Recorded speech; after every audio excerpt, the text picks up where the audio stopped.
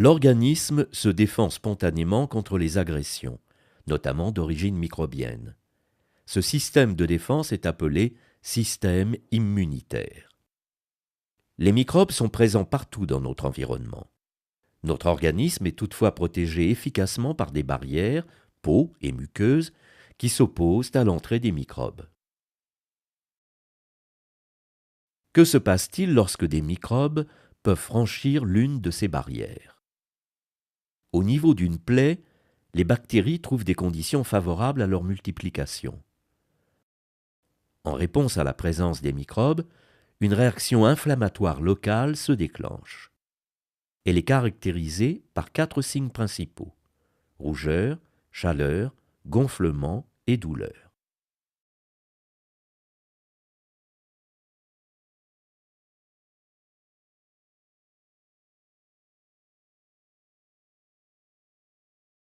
Que s'est-il passé?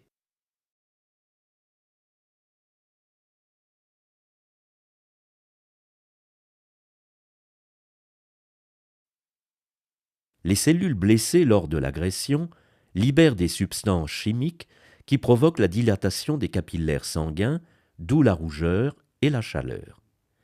Ces capillaires dilatés laissent échapper du plasma qui s'infiltre dans les tissus, d'où le gonflement de la région inflammée. Enfin, l'irritation des terminaisons nerveuses est à l'origine des sensations douloureuses. À travers la paroi distendue des capillaires sortent également de nombreux leucocytes, les phagocytes, qui, attirés par les substances chimiques libérées dans la zone blessée, viennent se rassembler au contact des microbes. Ces phagocytes attaquent systématiquement les microbes présents et les mangent.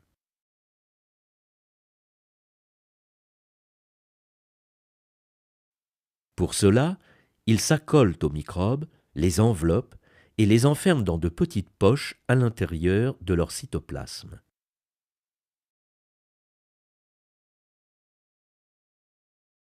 Les phagocytes libèrent dans la poche des substances digestives qui assurent la destruction des microbes. L'ensemble de ce mécanisme est appelé la phagocytose. Le plus souvent, ce mécanisme est suffisant pour assurer l'élimination totale des microbes présents au niveau de la plaie. Parfois, les microbes résistent à cette phagocytose et l'infection peut alors progresser.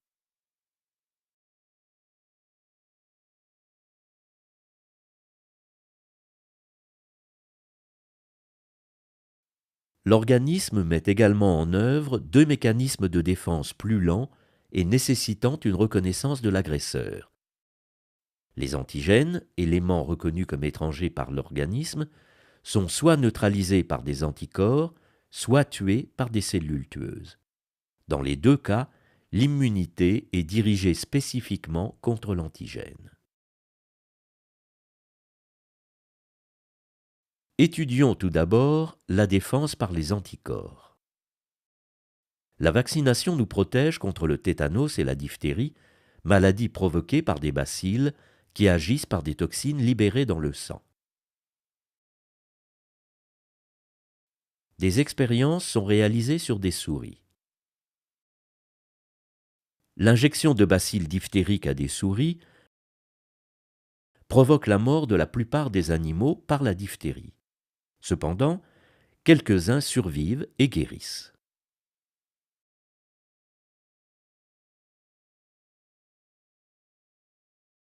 L'injection à des souris du sérum d'un animal guéri de la diphtérie, suivie de l'injection de bacilles diphtériques, ne provoque aucun signe de diphtérie chez les souris. L'injection à des souris du sérum d'un animal guéri de la diphtérie, mais suivie de l'injection de bacilles tétaniques, provoque la mort de la plupart des animaux par le tétanos.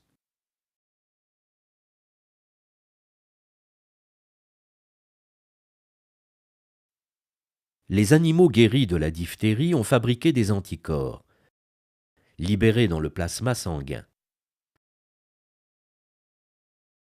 Ce sont les lymphocytes B qui produisent les anticorps.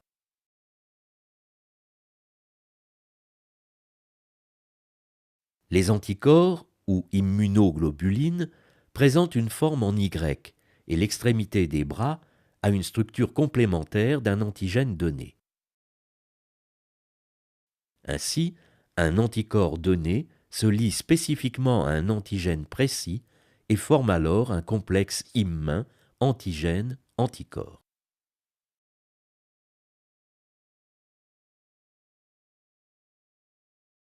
Le lymphocyte B porte sur sa membrane de nombreux anticorps tous identiques. Il ne reconnaît un antigène que s'il peut se lier à lui grâce à ces anticorps.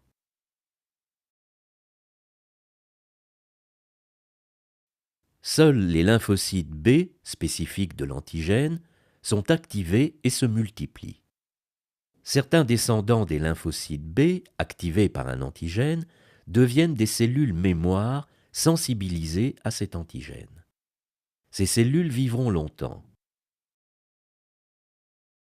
D'autres descendants des lymphocytes B activés se transforment en plasmocytes, cellules sécrétrices d'anticorps. Ces derniers sont libérés dans le plasma. Les plasmocytes ont une durée de vie limitée. Ces anticorps se lient à l'antigène qui a déclenché cette série d'événements. L'antigène est ainsi neutralisé. Celui-ci, recouvert d'anticorps, est aisément phagocyté car les phagocytes reconnaissent les complexes antigène-anticorps. Les anticorps sont les agents de maintien de l'intégrité du milieu extracellulaire.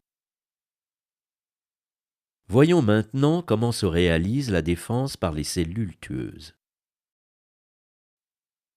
Dans l'organisme, la panoplie des mécanismes de défense immunitaire est complétée par une autre catégorie de lymphocytes, les lymphocytes T. Contrairement aux lymphocytes B, qui libèrent des anticorps capables de se fixer sur un antigène présent dans le milieu intérieur, les lymphocytes T peuvent se transformer en cellules tueuses qui détruisent des cellules reconnues comme étrangères ou anormales en venant directement à leur contact.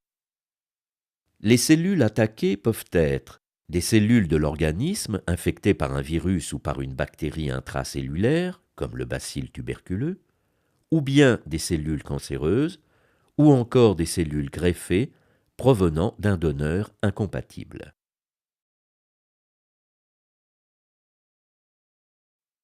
Les lymphocytes T ne reconnaissent un antigène que s'il est présenté à la surface d'une cellule présentatrice d'antigène, macrophage, lymphocyte B.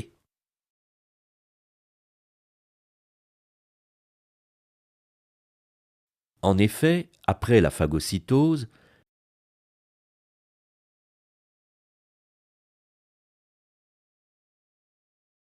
le macrophage porte sur sa membrane des fragments de l'antigène qui, associés au complexe majeur d'histocompatibilité, sont reconnus par les récepteurs membranaires spécifiques portés par le lymphocyte T.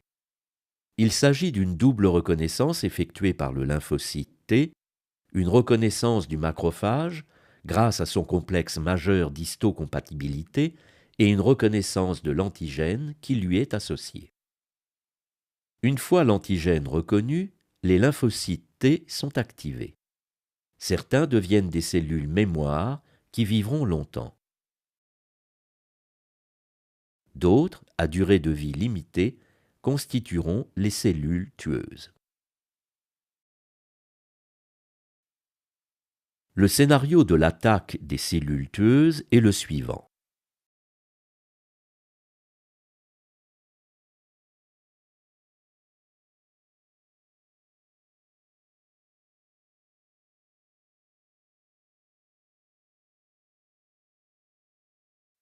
Le lymphocyte tueur entre en contact avec la cellule cible.